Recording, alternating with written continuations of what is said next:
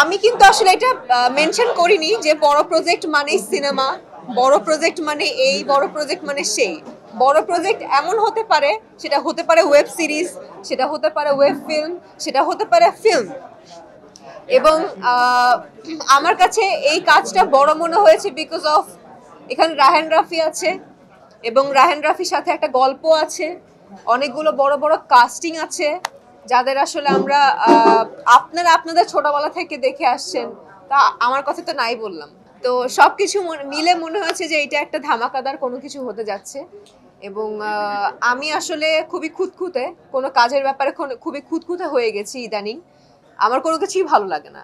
গল্প শুনি, একটা গল্প শুনি, না আমার ভাল লাগছে না, না আমার এইটা ভাল লাগছে না, সেটা ভাল লাগছে না। সো সবকিছু মিলে মনে হয়েছে এইটা it's a perfect project for me, এবং এটা দিয়ে আসলে আমার কামব্যাক করলে ভালো হবে।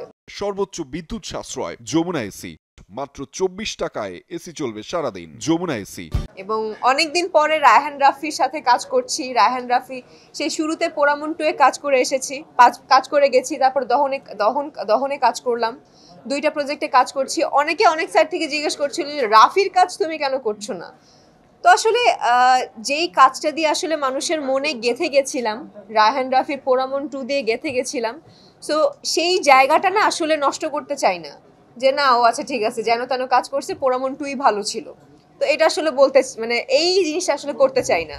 পোড়ামন 2 থেকে দহন ভালো, দহনের থেকে ব্ল্যাক মানি ভালো হয়েছে। সো এই জিনিসটার জন্য অপেক্ষা করছিলাম, কারণ এখানে এটা আসলে ডিরেক্টর, প্রডিউসার কিংবা প্রযোজনা প্রতিষ্ঠান থেকে আসলে বলে দেওয়া হয়েছে যে ক্যারেক্টার নিয়ে অ্যাটলিস্ট কিছু বলো না, যেহেতু এতদিন পরে একটা ভালো কাজ করতে যাচ্ছি। সো কাজ করার পরে আসলে ক্যারেক্টারটা নিয়ে বলো। বাট ডেফিনেটলি যেহেতু এতদিন পর, এত বছর পর রায়হান রাফির কাজ করতে যাচ্ছি, নিজেকে ডিফারেন্টভাবেই আসলে আমি লুকসেটও করা হয়েছে। আমি নিজেকেই চিনতে পারিনি যে ইজ ইট মি, এটা কি আসলেই আমি। কারণ এই লুকটা আসলে আমি কখনোই আমি রিয়েল লাইফেও নিজেও দেইনি, এবং কোনো প্রোগ্রাম কিংবা কোনো সিনেমা কোনো কিছুতেই আসলে দেওয়া হয়নি। সো ওই ব্যাপারটাই বলবো যে এই লুক আসলে কখনোই কোনো জায়গায় আমিও দেখিনি, আপনারাও দেখেননি। ব্ল্যাক মানিতে আপনারা দেখবেন।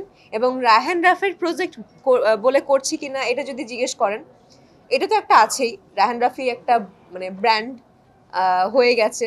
সো রায়হান রাফির ব্যাপারটা তো আছেই, যে না রায়হান রাফির কাজ বলেই করছি। আরেকটা কথা হচ্ছে গল্প। এখনকার যুগে আসলে গল্পটাকে অনেক বেশি ফোকাস করতে হয়। সে যত বড়ই ডিরেক্টর হোক না কেন, গল্প যদি ভালো না হয় সেটা আসলে করাটা উচিত হবে না, কিংবা কেউই করবে না যারা যারা আসলে ভালো কাজ করতে চায়। সো আমার কাছে ওই ব্যাপারটা আসলে একদম নিঃসন্দেহে আমি কাজটা চোখ বন্ধ করে করেছি, কারণ রায়হান রাফি মানেই ভালো কাজ।